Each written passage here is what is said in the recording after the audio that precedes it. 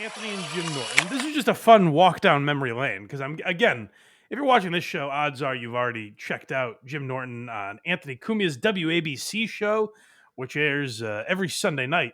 But Anthony flew up to New York, and he mentioned that he may do this. I think he said once a month, and he said even if he has other guests in, I think it's going to be kind of an open, a standing invitation to Jim Norton. Because this really did feel like old times, having Norton in studio. And right out of the gate, you can tell how important Jim was to that show, which they'll talk about. But Anthony, my one criticism of Anthony is that when he hosts shows like this, it feels like he feels as though he has to be a host. You get very hosty, formal, uncomfortable energy that Norton breaks immediately, and then they were just off to the races. Oh, yes. It is the Anthony Cumia Show. It is Sunday night. I am actually here live in New York City. I'm beside myself, I think they call that. You hear what I'm talking about? Where it's like he feels like he has to host. Yeah. It's not quite comfortable. Where is that what they call that? Beside myself? It could just be like, hey, Jim Norton's here. Get right into it. Well, this is all the shit that Opie would do, right? Where he'd just sit back and Opie steered the ship. Yeah. So yeah, it's a different role. You should get an AI Opie, just that does. Well, I mean, but Anthony's been doing his own show for like 11 years now, so he's used to it. Mm-hmm. It might be too like the actual being on radio, kind of like firms you up. You're like, oh, we got standards. You know what? I say I'm criticizing that, but there is an element of that I still do like. Like I like the radio feel. Like I've listened to. Do you know who Steve Summers is? On the West Coast, you probably don't. He was an overnight WFAN guy, New York sports talk radio, and I love him because he's such a dork. Like he has all these little radio things. Like he does the catchphrases. The way he gives the time is very funny. Just the way he intros everything. There's a romance to old radio. So I start off saying I'm criticizing it, but part of it I do like it. I do kind of like preserving that old school radio feel a little bit.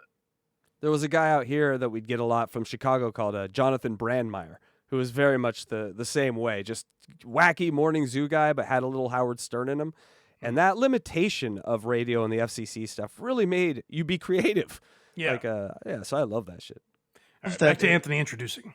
This is actually happening. I'm doing broadcast radio.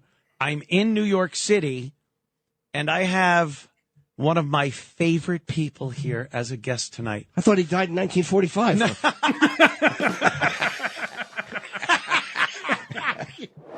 And just immediately getting that Anthony cackle. There are great compilations of Jim making Anthony laugh and Anthony making Jim laugh. And just hearing that Anthony, like, hysteric laughter, it just felt right. It was a nice warm blanket. That felt good. And then like these two were pretty much, it was just like old times. They told some old stories. They talked about current news topics. Anthony had sort of a segment they kept kind of weaving in and out of about old people in Hollywood that snapped and killed their wives. So that gave him a good, like, anytime there was a lull, they would go back to that. It was very nice to hear.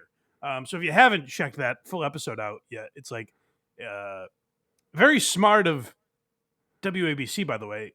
Just the audio version on YouTube, which if you're just posting audio on YouTube, it's hard for that to really do numbers.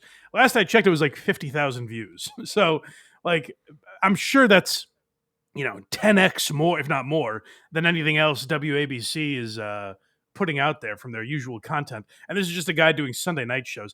I would be surprised if they don't very soon implement video for this program.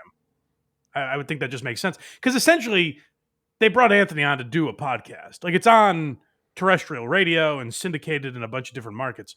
But I think they brought Anthony in because of his online presence. And you can see that by the numbers the podcast is doing just on social media and stuff. So very, very, very smart, a rare smart move by a radio company. With Cumia and Norton getting back together and Cumtown doing shows, Mike, is this the golden age of podcasting? It's very nice. And you know what? Craig says this all the time, where Craig is always like, oh, I wish they would just do a podcast together. And that's a very popular sentiment. I think every time I've seen Norton do a live stream that he does with his wife. People constantly ask, when are you going to do a podcast with Anthony? I kind of like that they just pop up on each other's shows once in a while, you know? Because eventually those same people that are like, when are you going to do a podcast together? If they did it every week, I don't know, by week 6, those same people would be like, this sucks. It's not the same as it used to be. You guys are soft now, whatever. Whereas like when they pop up once in a while, there is, it makes it special, you know? So I would definitely listen if they did a podcast every week, but there is something nice about it being a little more rare, you know? Right, because the world is now littered with people that were inspired by Come Town and Opie and Anthony doing shows. So that's why I say it's like the golden age, because it sort of feels like they're there with their kids, and you can listen to any of them now. The only one that sucks is Howard. Fuck you, Howard. Why are you the only one that sucks right now? God I know. damn it. If Well, he that's came back right now, with all these, it's impossible because Artie is, for all intents and purposes, gone, you know? Yeah. I think the only way that you would get Howard back is if like Artie came back, because I think Artie would be the one guy. You know, Gilbert's gone, obviously. You know, like there's no one that could really bring the old Howard out. The one guy would be Artie, and I just don't think I don't know if he's there anymore. You know.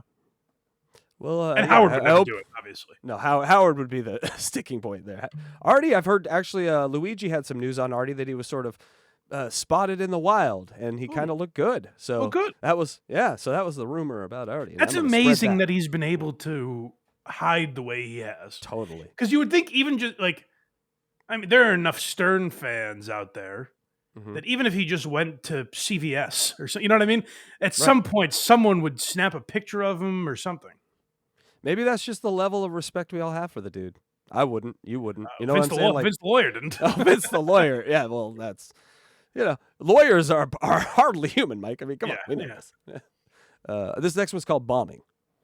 So this is them talking about, and I really appreciated it because we've heard a lot of Opie lately completely just slaughter, like just hack apart what he claims Jim Norton did for the radio show and just completely misrepresent what Norton brought to that show. Jim Norton, in my opinion, is the most important part of the Opie and Anthony show because of what he brought, and Anthony is going to explain that here.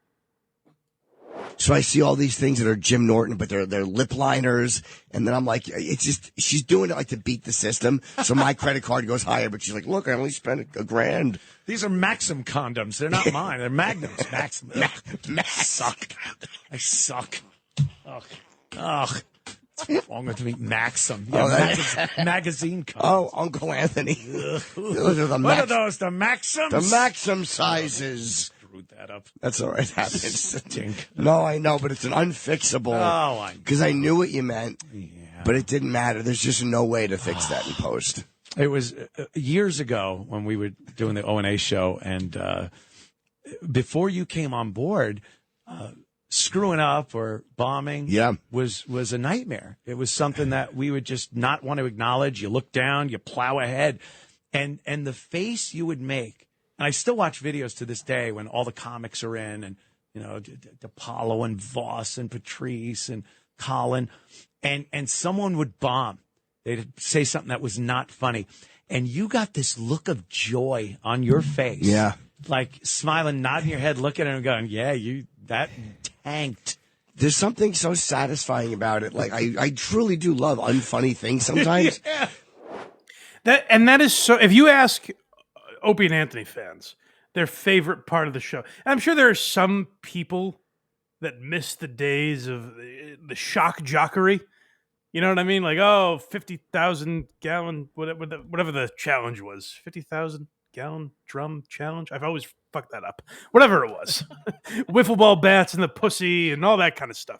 I'm sure there are people that was their favorite, but the people that like stuck around, especially till the end, I think the consensus would be your favorite part of the Opie and Anthony show is the relaxed ball busting, that it was just kind of a casual conversation. It felt like you were hanging out with your friends and just incessant ball busting. You couldn't get away with anything. And the comics that came in there, whether it was Patrice, Colin Quinn, Louis C.K., Bill Burr, there are a lot of guys that became big And this is where I say the Opie and Anthony show might be bigger since it's been off the air than it was while it was on the air. Because when Patrice died, and then Bill Burr started to explode, Louis C.K. started to explode, at that time, there wasn't the just sewer of content that existed on YouTube. Back then, if you searched Louis C.K. on YouTube, one of the first things that would come up would be, Louis C.K. talking to Donald Rumsfeld on the Opie and Anthony show or whatever it was. Like Patrice in particular, like when people searched for Patrice after he died, the main thing you would find was the Opie and Anthony show. And those two things, the casual ball-busting environment and the comics that were brought in, that's Jim Norton. So for Opie to have this revisionist history where it's like Jim didn't add anything to the radio show, I regret hiring Jim Norton. It's just so silly. And I appreciate that Anthony always points that out, that Jim was the one that started the environment of, if you tell a joke, and Casey, how many radio shows are like this, where it's like if a joke bombs, there is no bombing in morning radio because the rest of the crew will go, Mike, it's what I have this for. Exactly, yeah. Yes. Have real hacks will do stuff like that. But Norton was the guy that brought to that show, like when a joke would bomb, he'd be like, the fuck was that? Like Norton brought that vibe to Opie and Anthony. So I really think, like, if you like the Opie and Anthony show, I think you have Jim Norton primarily to thank, and obviously not solely him, but I think he did bring those two big key factors to the show. And it's so disappointing when you hear Opie just not get that at all and think he built it. Up next, we got a little Erock talk. This was a great part of that appearance. I actually love that Erock went in there because it did really make it feel like old time. I don't know who produces Anthony's show. I don't know. I assume there's someone in the booth live there in New York, but they don't know that. They were never going to turn to that person and start shitting on him the way they do. Erock gave them this kind of point that they could keep coming back to and shitting on when it was needed. And it was like it was like a nice old robe. It was very comfortable. Yeah. Where is Erock, by the way? He just disappeared. I don't like it. He disappeared after we were asked if we want pizza. You think I think he's waiting by the elevator with a feed bag under his mouth, sitting pretty with his paws up. I'll take this. He just tips it. It's just open the box. It's just eaten crust. No, he'd eat that too. Yeah, of course. Who am I trying to kid? We'd be like, "Where's the box?" You see a little piece of box in his mouth. Well, actually, no, you wouldn't. It was so. I loved that Erock was there, and there was even a point later where Anthony was making whale noises, making fun of Erock, and Erock called it out. This was the big difference between having Opie in the room and not having Opie in the room. You got a taste for it on this WABC show, where Erock said to Anthony, he was like, "We're really doing a 20-year-old bit," and Anthony laughed. When Opie was in the room, you couldn't talk back to Opie in that way, and people might say, like, "Oh, he's a pussy for not talking back to Opie or whatever." But if you did, it would create this just uncomfortable energy. Like you could make fun of Opie, but if you did, like, he would ruin your life and just tank the rest of the show, and it was just uncomfortable. And that fog was gone. It was nice to hear them make fun of Erock give it back to them. It really was good to hear the guys back. I liked it. Or like Anthony said when we were here a couple weeks ago, Opie would tank negotiations for the new contract and make you sweat if you have a job for the future because you made him mad, Right. And it was so he could hold that over you and be like, yeah, "Hey, I'm the reason you have a job." Yes. On the radio is what this one's called. It's just funny.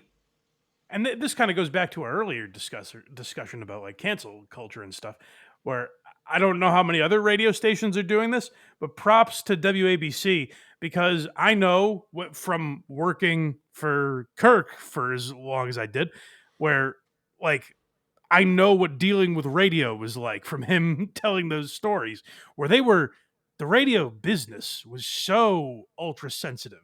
And there's a million stories about, like, radio more than anyone was petrified of getting hearing about an email to a sponsor or something like that. So props to WABC for just letting it fly with the Anthony show. Look, we all whenever we get on a plane, you always think like, you do a little. Do you have a ritual? Do you pat the side of the plane door, or I do. I spank it on the? I do right on the tail fin. Go on now. Get us here safe, girl. And then if there's an engine in the back, I'll put my fingers in it. Rub them under the pilot's nose.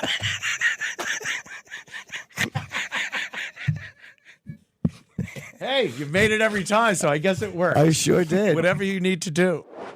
Just hearing them having to work around FCC guidelines and shit, it was fun. And it's something you kind of hinted at it earlier, where like, when Howard moved to Sirius, a big criticism was like, well, now you don't have to be as creative. You don't have to skirt around certain words or anything. You're just going to curse and be completely dirty. There's something to be said for that, you know? Yep. I also think being completely raunchy and filthy can be funny. So, like, I don't mind having no restrictions.